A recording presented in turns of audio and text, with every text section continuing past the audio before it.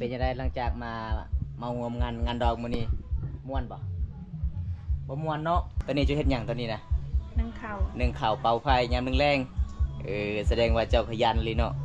ยามแรงนี่นึ่งข้าวเด้อทุกคนเลยวิถีชีวิตน้องคนนี้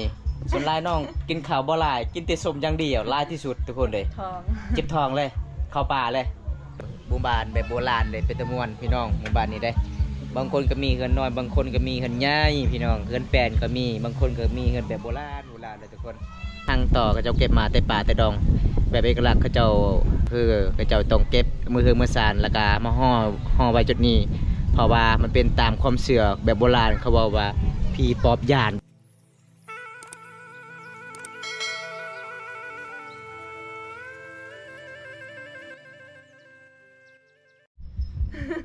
สบายดี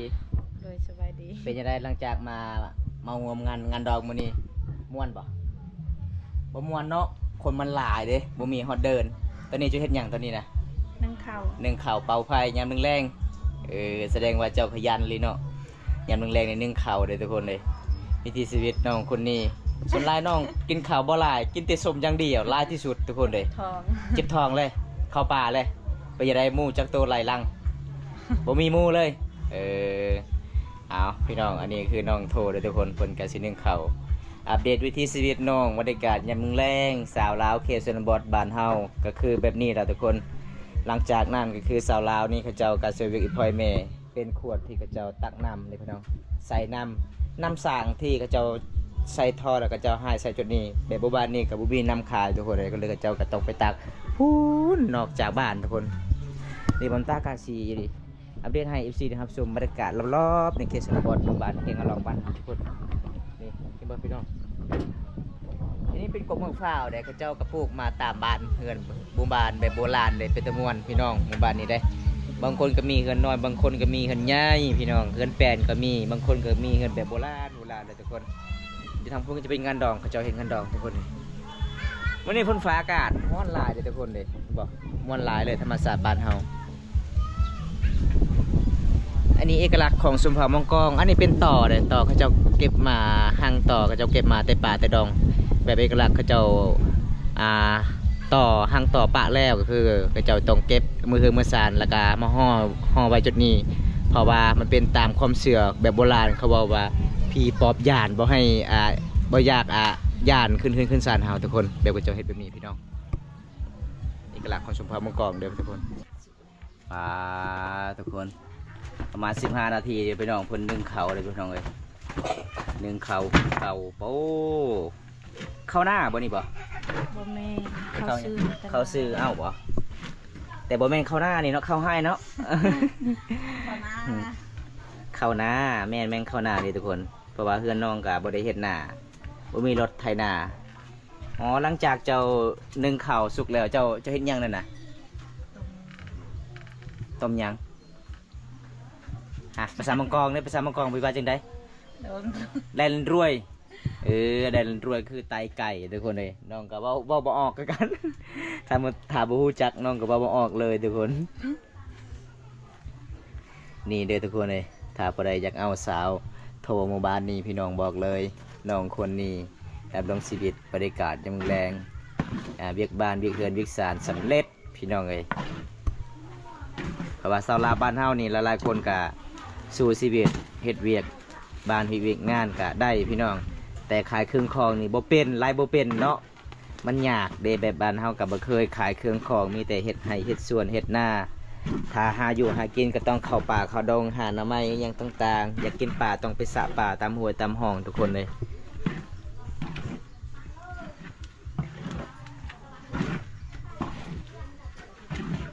กุ้มกินบ่เฮือนเจ้าบ่กุ้มแล้วเนาะไอ้พ่อไอ้แม่เจ้ากลับไปกินอยู่เฮือนเขาเฮ็ดดองเนาะ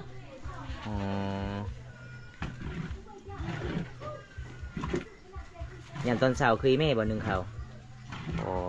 ตอนแรงคือสาวโท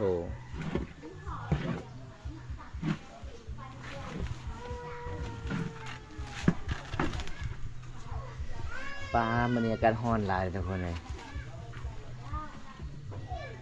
บ่ได้ร้อนบ่มือเจ้าบ่ร้อนแสดงว่ามือของเจ้านี่มีของดีแล้วครับบ่ฮ้อน มือเจ้าเนี่ยเคยจับของฮ้อนๆคันจับของเย็นนี่เจ้าห้องโลด โอ้ยโลด อันนี้ของฮ้อนๆเจ้าก็มักจับของอุ่นๆฮ้อนๆก็เลยจับได้ทุกคนนี่น้องใส่ติ๊กเดียวเลย แล้วสำเร็จหลังจากนั้นก็คือเจ้าห้อยไว้ใส่อันนี้นะอยู่เทิงก็ไว้รูปในเป็นหยังบ่ได้บ่น้องอ๋ออย่าเด็กน้อยลิ้นเนาะถ้าเด็กๆเล่นการเล่นบ่ได้พี่น้องคลำทุกคนแบบบอลเฮากะสิสวยเขาหนึ่งเขาเป่าไผ่นี่เบิ่งพี่น้องตอนนี้น้องก็สิต้มอาหารอีกแล้วทุกคนอย่างแรงๆได้เงินมาติดไสคือเจ้าได้ไต่ไก่นะ อะเจ้าเพศงานหรือเปล่าจึงได้นะครับจ้างฮะอีหยังจะหัวน่ะลมณ์ดีแท้ชาวโทมื้อนี้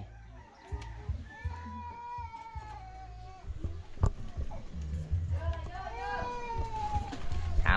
บนเลย มามื้อนี้ก็คือชาวโทอารมณ์ดีเลยทุกคนเลย จากเพิ่นยิ้มหยังเลยยืนเจ้าส่วนไล่ครับบ่มีอาหารก็คือไปตัดว่ายเนาะตามป่าตามดงแบบบ้านเฮาเป็นป่าธรรมศาสตร์มีอาหารธรรมศาสตร์ก็คือมื้อนั้นน้องสายเจ้านี่แหละไปสิเบ็ดม่านเนี่ยเพิ่นได้ปลาลายเด้นี่ผู้นี้นะ เมื่อคืนนี้ก็กินปลาเราได้ โอ้เมื่อคืนนี้นะเราไปซองเป็นซองไอ้น้องโอ้แสดงว่าน้องสายเจ้านี่ขยันหลายเด้ใหญ่ๆจังหน่อยก็ดินอันนั้นได้กิน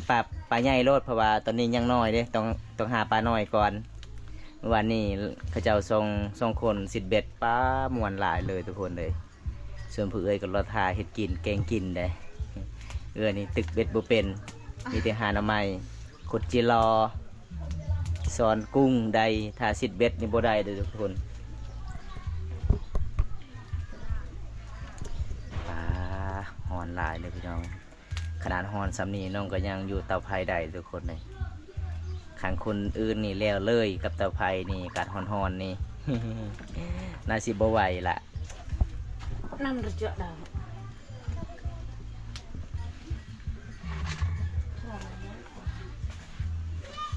เอ็ดปลาเตียวนะ อีหยังเจอในญานะ ลูกบ่ไอ้ญาบ่ฮะไอ้ญาไปว่าจึงได้ภาษาลาว น้อง น้องแบบว่าเฮาฮักเฮาแพงบ่เอิ้นเสือญา ปลาเตียว เอาตอนนี้น้องกะสีตั้มมักเพชรอีเดอทุกคนเลยติดตามวิธีชีวิตน้องกะโอ้ยพี่น้องคนนี้ขยันหลายเด้อพี่น้องเลยมักเพชรกะสิหมดเลยเนาะมักเพชรเจ้าปลูกเองมาแต่ให้บ่ ชื่อเอา ชื่อเอา ต้นนั้น ตอนเราดูฝนตกนะเพราะว่าช่วงนี้ใกล้สิฮอดฝนตกอีกเด้ เดือน6เดือน7ก็ฝนตกเลยเด้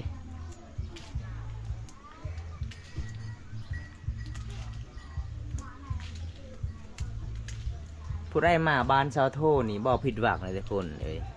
อีพ่ออีแม่และก็น้องสาวเพิ่นใจดีหลายเลย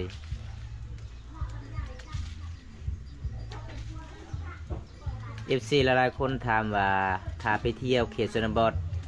นอนบ้านบ่ได้คืออีหยังก็คือนอนบ่ได้เนาะถ้าเฮาไปแจ้งเจ้าหน้าที่ก่อนแล้วก็คือจึงไปเที่ยวได้เนาะถ้าไปนอนก็คือบ่ได้ทุกคนคำก็อย่าต้องกลับไปนอนอยู่โรงแรมเด้อพี่น้องถ้าผู้ใดอยากมาเขตชนบทเพราะว่าก็บ่มีหยังดอกพี่น้องเอ้ยเพราะว่าย่านให้ FC ทุกคนที่มาเที่ยวก็ขอให้ปลอดภัยหั่นน่ะไปนอนตามโรงแรมตามบ้านพักมันปลอดภัยกว่าพี่น้องเอ้ยแบบไปนอนตามชนบทเจ้าหน้าที่กับบริยูตามชนบทพี่น้องเขาเจ้ากะประจำเป็นจุดเป็นบอนทุกคนก็เลยเขาเจ้ากะยานโจรมาปนนั่นปนนี่นั่นนะพี่น้องต้องเข้าใจต้องกันนะทุกคนมาเขตชนบทนี่ใจดีทุกคนเลยพี่น้องเขาเจ้ากะมีหยังก็ต้องย่อให้กินเลยทุกคนบ่แม่นว่าซื้อๆนั่นเวลาเขาเจ้าย่อผ้าเขาต้องซื้อบ่แม่นทุกคนมาเขตชนบทนี่จะบ่มีเงินบ่มีคำเขาก็ย่อให้กินฮักแข่งกันมียังบ่มีก็ต้องกินน้ำกันเลยทุกคน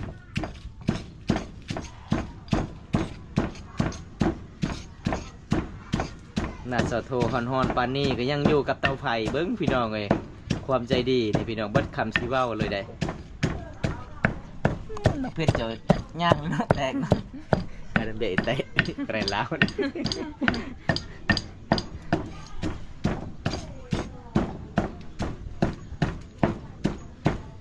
น้องเพชรเจนี่มันย่างอะไรมันสิมุนเพราะว่ามันแห้งแล้วถ้าเจ้าขั้วนี่ว่าอยู่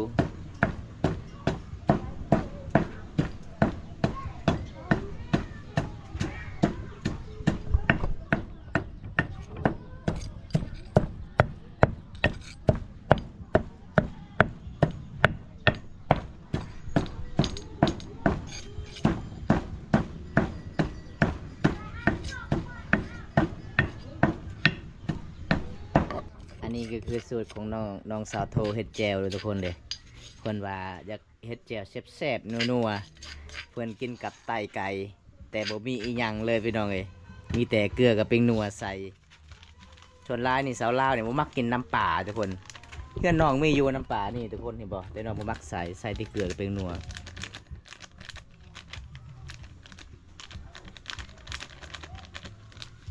ปิงนัวก็สิหมดเลยบัดนี้ หาเงินหาคำกับบ่มีบ่ฮู้เลย อันนี้น้ำปลาแดกนี่เนาะใหญ่นี่น้ำปลาแดกเลยทุกคน น้ำปลาแดกบ้านเฮากับน้ำเปล่าๆอย่างเดียวถ้ามีปลาแดกก็กินเนาะ กิน อ๋ออันนี้บ่มีก็คือใส่น้ำนี้ กินเวลาใส่เวลากินชม กินส้มเวลาเฮ็ดตำแจ่วบ่กินโอ้มักไผ่มักมันเลยทุกคนเลย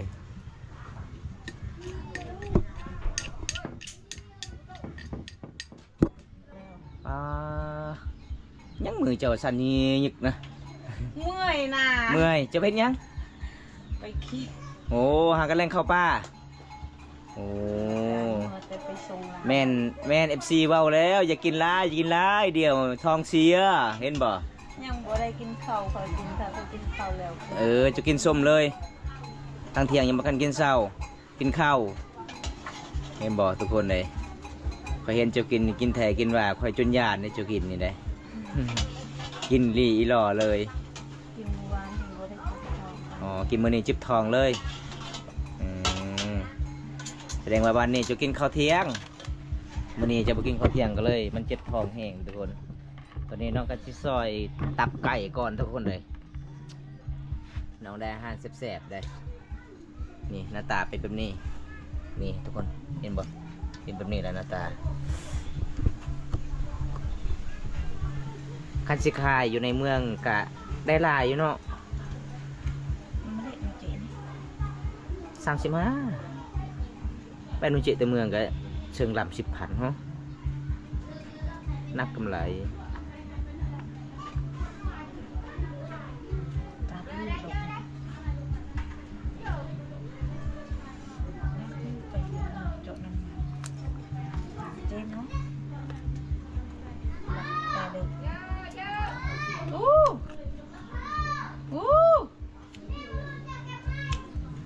อีเด้อ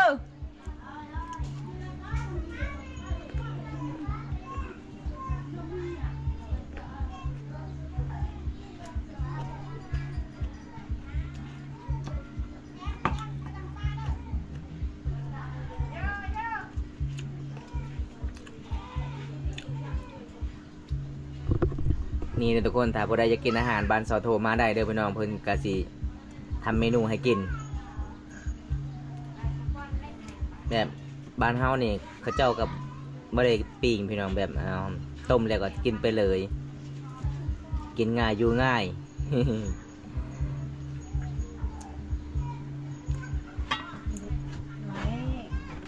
ยัง เสียงงัวงานดองมื้อนี้ได้แต่ซ้ำนี่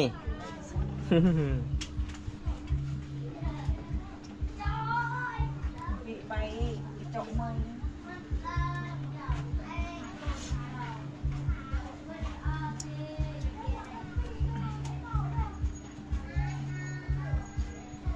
มูจิงเกะเนาะมูไป10 อิน สอเลยเลย อันไหนเป็ดแล้วไหม ไปละเอ็นเดี๋ยวเธอมันรวยละ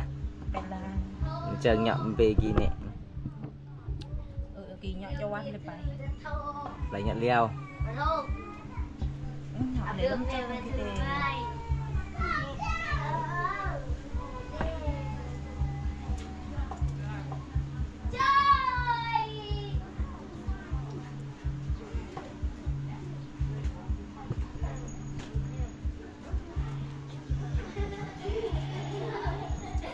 ตาน้อยน่ะบ่ได้ล่ะ Taman lagi ni lah untuk mengtiba.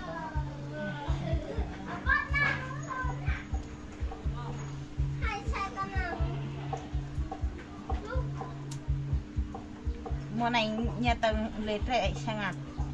Moho thư ở xì xà. Sạc tơ mút. มาสะโทเป็นหยังเจ้าคือบ่ได้ไปขายเครื่องอยู่ในงานดองย่านยังกระเจ้าบ่ซื้อแสดงว่าหมู่บ้านเจ้านี่ละลายคนเขาเจ้ามาขายเนาะบางคนก็เอาเมื่อคืนบางคนก็ดาวของเวียดนาม เอาคนมันลายแบบผู้ใดก็บ่มีเงินมีคำทุกคนเลย Tao nàn cả khai cứ cắn để là xuống vào đi. อ๋อ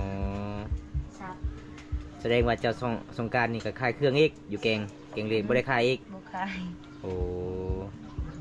เห็นว่าอยู่แกงเรียนเจ้าก็จะขายคือกัน Thả đây bay cái giặc phải thiêu xíu xíu. อ๋ออย่าไปเที่ยวนั่นซื่อๆเนาะไปเบิ่งมวนบ้านเฮานี่มันยากเวลาเฮ็ดบุญนี่ต้องมีจุดหนึ่งไปลิ้นเนาะ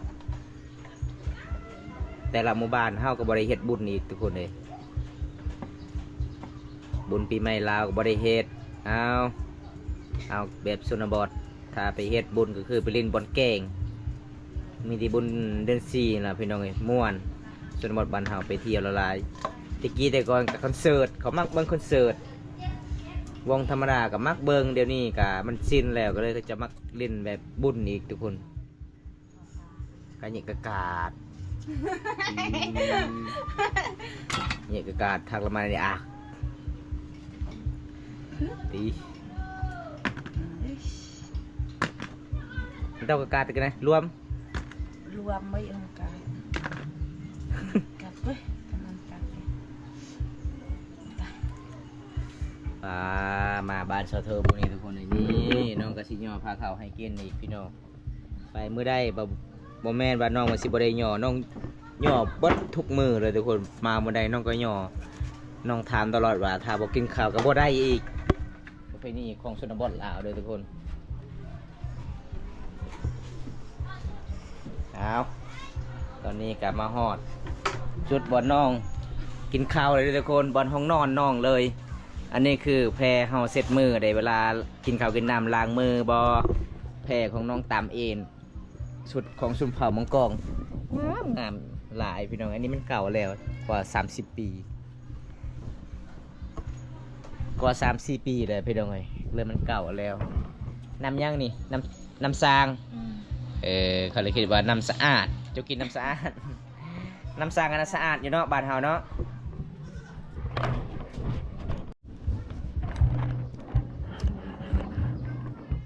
เดฟซีเลยไหมสะโท Mà đỡ kinh khai lòng cắn đỡ. หิวข้าวเราไปได้เอินเลย มาเด้อทุกคนกินข้าวน้ำกันนะพี่น้องซื้อไต่ให้น้องขัวกินชีสในมุนถัก Apa ăn. Ăn cái prem này.